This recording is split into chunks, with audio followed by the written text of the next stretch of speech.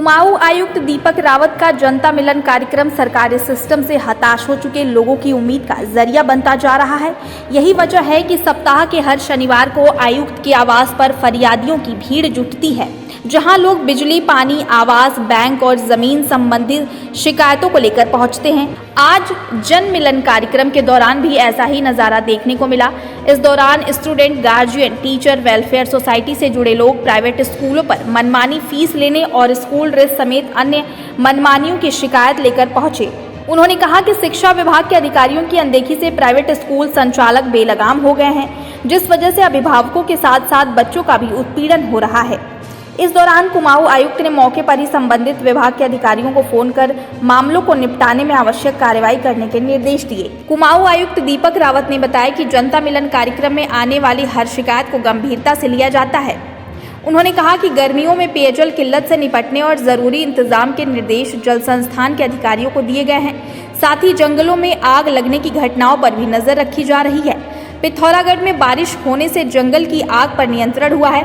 उन्होंने कहा कि वन विभाग और जन सहयोग से वनों को बचाने की कदम लगातार उठाए जा रहे हैं। ये जो निजी विद्यालय प्रबंधक वर्ग द्वारा नए सत्र में जो क्लासेस शुरू हुई हैं, बुक्स को लेके, ड्रेस को लेके, बस की फ़ीस, स्कूल की फ़ीस, ट्यूशन फ़ीस, अन्य जितनी फ़ीसें जो ली जाती हैं उनको लेके जो इन्होंने अचानक 30 से 40% तक वृद्धि कर दी है।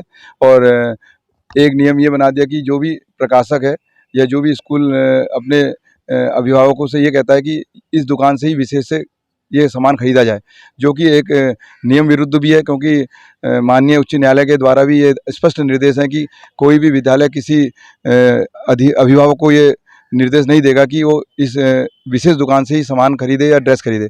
और जहाँ तक ड्रेस की बात है तो कई स्कूलों ने मनमानी, मनमर्जी करके केवल एक कॉलर जो सफ़ेद होता है उसमें नया कलर कर दिया, वो बदल दी है। कहीं पर लोगो छोटा था पॉकेट में स्कूल का, तो वो बड़ा कर दिया, जहाँ बड़ा था वो छोटा कर दिया, ड्रेस बदल दी।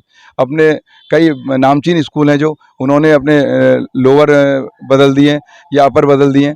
तो और किताबों और कॉपियों में भी, किताबों में चैप्टर बीच के ऐसे चेंज कर दिए हैं कि जो किताबें बच्चों के आपस में काम आती हैं वो भी ना आ पाएँ, क्योंकि हर वर्ष ऐसा होता है कि कभी कोई बच्चे 4th में जाते हैं तो वो 3rd की किताबें वो बच्चों के काम आ जाती है, आपस में शेयर कर लेते हैं, तो जिससे कि इनको कमीशन प्राप्त ना हो पाए। इस बातों को निश्चित रूप से आपका कथन सही है कि हम विलंब से आ रहे हैं, लेकिन संबंधित विभाग जिनकी जिम्मेदारी है, चाहे वो शिक्षा विभाग हो, चाहे प्रशासन हो, चाहे जो भी एक विभाग जुड़े हैं शिक्षा से, उनकी व्यक्तिगत जिम्मेदारी या अपनी अधिकारी को जिम्मेदारी भी, हम उसी इंतज़ार में थे कि कोई ना कोई जागेगा और इस समस्या को उठाएगा। लेकिन जब किसी ने कोई कार्रवाई या इस कार्य में भागीदारी नहीं की, तो हम लोग सब लोग जो सामाजिक स्तर से जुड़े हुए हैं और student, guardian, teacher, welfare society के माध्यम से हम सामाजिक क्षेत्र में, अभिभावक क्षेत्र में जो समस्या होती है उसको लेके चलते हैं, तब हमने इस कदम को आगे बढ़ाया। आज हम माननीय कुमाऊं आयुक्त श्रीमान दीपक रावत जी के कैंप कार्यालय में आए। ये हमारे सभी की एक चर्चा थी कि कभी भी कोई पेरेंट्स अपनी समस्या को लेके किसी विद्यालय के प्रबंधक के पास जाता है तो उसका स्पष्ट यही रहता है कि आपको अगर स्कूल में नहीं पढ़ाना है बच्चे को, आप निकाल लीजिए। तो इसका समाधान भी हम करने आए हैं। जनता मिलन कार्यक्रम में 10 लोगों के आवेदन मैंने सुने हैं। इसमें कुछ तो लैंड डिस्प्यूट्स के हैं और वो लैंड डिस्प्यूट्स ऐसे हैं जो कोर्ट्स में चल रहे हैं। तो कोर्ट्स में तो उसमें वैसे हम डायरेक्टली वैसे कोई मदद नहीं करते, लेकिन हम ये हेल्प ज़रूर कर देते हैं, क्योंकि लंबे समय से कोई कोर्ट में अगर चल रहा है, किसी रेवेन्यू कोर्ट में, SDM के कोर्ट में, तहसील के कोर्ट में, तो हम उसको इंस्ट्रक्ट कर देते हैं समयबद्ध तरीके से, 2 महीने में डिसाइड हो जाए, 3 महीने से डिसाइड हो जाए। एक प्रॉब्लम आज हल्द्वानी के जो स्विमिंग पूल है उसको लेके आई है, जिसका फ़िल्टर ख़राब है और बताया गया मुझे कि इसमें 70 लाख का खर्चा आएगा। लेकिन साथ ही साथ जो गौलापार में स्टेडियम है उसका भी स्विमिंग पूल तैयार हो रखा है, तो उसको मैं देखने भी सेकेंड हाफ में जाऊंगा कि वहाँ पे उसको ऑपरेशनल करने के लिए क्या कर सकते हैं।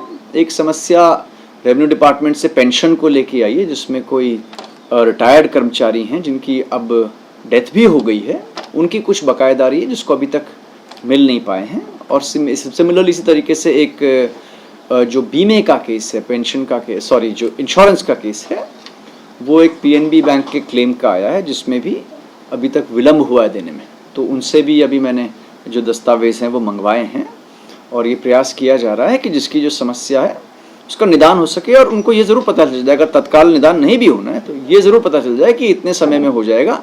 देखिए डेफिनेटली समर्स में डिमांड भी बढ़ती है और हमारे सोर्सेज में भी पानी कम होते हैं और इसके लिए फौरी तौर पे नॉर्मली हम जो उपाय अपनाते हैं उसमें यही है कि टैंकर्स के माध्यम से ये पानी उपलब्ध हो जाए। और जो आपने कॉल सेंटर्स भी बनाए जल संस्थान ने, उसमें शिकायतें आती हैं, वहाँ पे पानी जाता है। टैंकर्स बढ़ाने के निर्देश मैंने पूर्व में सभी मंडल में जितने भी डीएम्स हैं अलग डिस्ट्रिक्ट्स में आपसे कहा है कि यथासंभव यथा आवश्यकता उसको हम बढ़ा भी लें और फिजूल खर्ची पे भी लेकिन रोक होनी चाहिए। विशेषकर कहीं पे कार सेंटर्स हैं, इसमें फ़िलहाल अगर हम रोक लगा देंगे तो कोई दिक्कत वाली बात नहीं है, हम कपड़े से भी कार को साफ़ कर सकते हैं।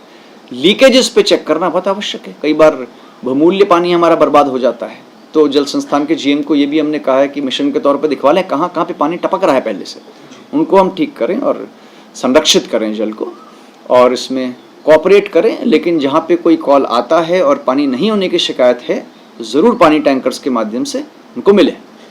देखिए फॉरेस्ट फायर्स के लिहाज से जो स्थिति है, क्योंकि टेम्परेचर्स बहुत हाई हैं, अभी भी मॉइस्चर ना के बराबर है, तो आग की घटनाएं विशेषकर अल्मोड़ा डिस्ट्रिक्ट में ये ज़्यादा देखने को मिली हैं। पिथौरागढ़ में इसमें अच्छी रोकथाम हुई है और 2 FIRs भी वहाँ पे की गई हैं।